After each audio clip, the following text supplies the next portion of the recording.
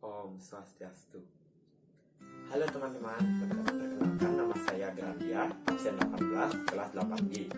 Hari ini saya akan menjelaskan tentang sistem ekskresi manusia beserta penyakitnya. Secara definisi, sistem ekskresi itu proses pengeluaran zat-zat sisa hasil dari metabolisme tubuh. Nah, pada manusia, organ dari sistem ekskresinya meliputi ginjal, kulit, paru-paru, dan hati. Kita masuk ke bagian pertama, yaitu ginjal. Ginjal manusia ukurannya 10-15 cm dengan berat kurang lebih 200 gram. Ginjal manusia terdapat dua, yaitu di kanan dan di kiri. Ginjal manusia terletak di kanan depan dan kiri depan dari tulang rusuk bagian pinggang. Ginjal manusia berfungsi untuk menyaring darah-darah yang bercampur dengan limbah hasil metabolisme tubuh. Hasil ekskresi dari ginjal yaitu urin. Namun sebelum itu urin harus memasuki 3 tahap pembentukan benih. Tahap yang pertama yaitu tahap filtrasi atau penyaringan. Nah, pada tahap filtrasi atau penyaringan ini, darah yang terdapat di dalam ginjal melalui arteri renal kemudian disaring di glomerulus. Nah, disaring ini menghasilkan dua zat, yaitu zat yang bermolekul besar dan mengandung protein akan mengalir ke pembuluh darah dan sisanya akan tertahan. Hasil dari proses ini yaitu urin primer. Tahap kedua yaitu tahap reabsorpsi atau tahap penyerapan kembali. Pada tahap reabsorpsi ini, yang sebelumnya tadi urin primer sudah disimpan di kapsul lumen, kemudian di sini akan diambil lagi zat-zat yang masih diperlukan oleh tubuh, seperti asam amino, glukosa, dan garam. Kemudian disaring di tubulus proksimal, dan hasil dari proses ini yaitu urin sekunder. Yang ketiga yaitu proses augmentasi atau disebut juga dengan pengumpulan.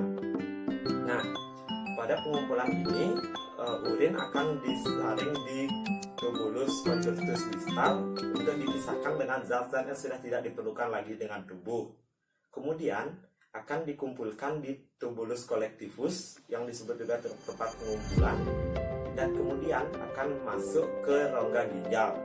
Dalam rongga ginjal ini, urin yang sudah tidak diperlukan lagi oleh tubuh akan mengalir ke kantong kemih, yang apabila kantong kemih sudah penuh akan mengirim sebuah sinyal berupa reaksi-reaksi otot yang menandakan bahwa kantong kemih itu sudah penuh dan harus keluar. Nah, apabila akan keluar, urin tersebut akan melalui ureter dan keluar melalui uretra. Organ kedua yaitu kulit.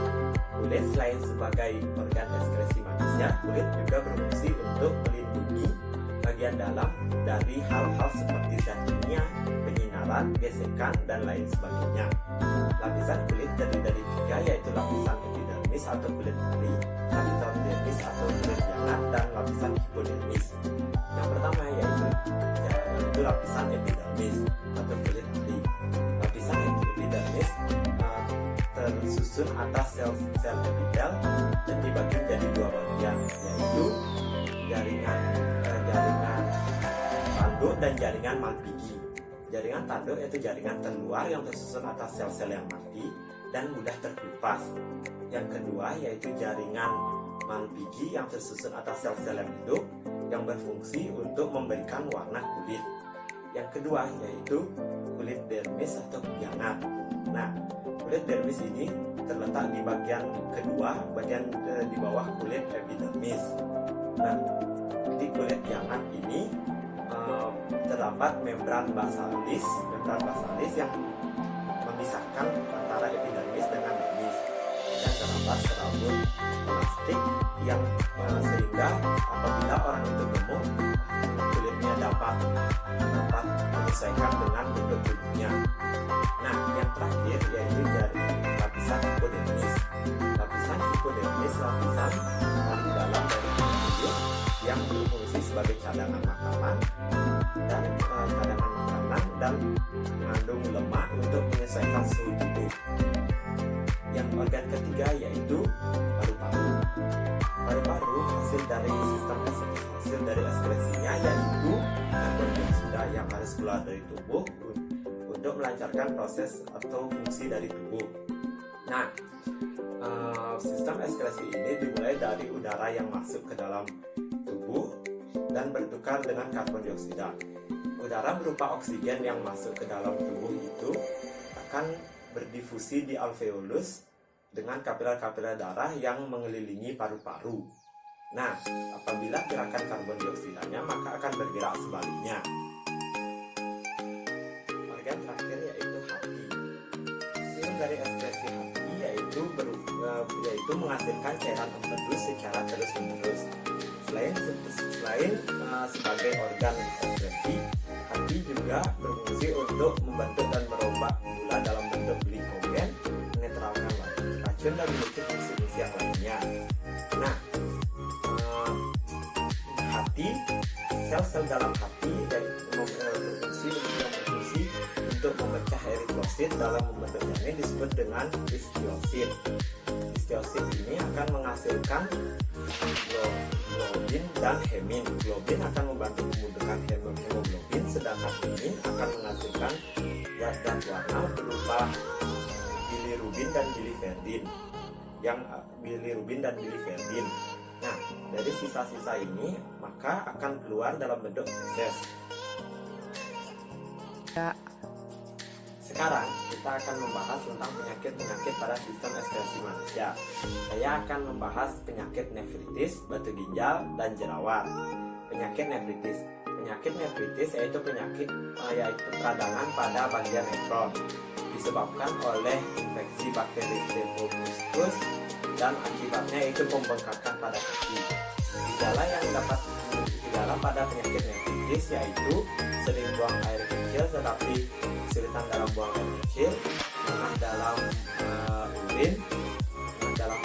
Dan yang kedua itu penyakit batu ginjal. Penyakit batu ginjal itu penyakit karena endapan garam kalsium dalam ginjal, rongga ginjal, saluran ginjal, dan kantong kemih. Akibatnya yaitu kesulitan dalam buang air kecil. Penyebabnya yaitu karena suka menahan buang air kecil. Gejala-gejalanya itu yaitu mual, muntah-muntah, darah dalam urin. Dan yang ketiga yaitu yang terakhir yaitu penyakit jerawat.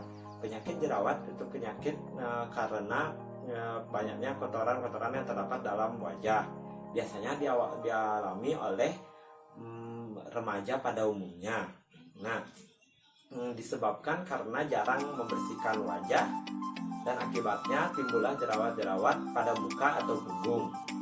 Nah, untuk menghindari jerawat ini dapat dengan sering mencuci wajah secara teratur. Nah, sekian dari penjelasan saya. Apabila ada kata-kata yang kurang berkenan di hati dan salah dalam pengucapan, mohon dimaafkan. Nama Sandi, Om Santi.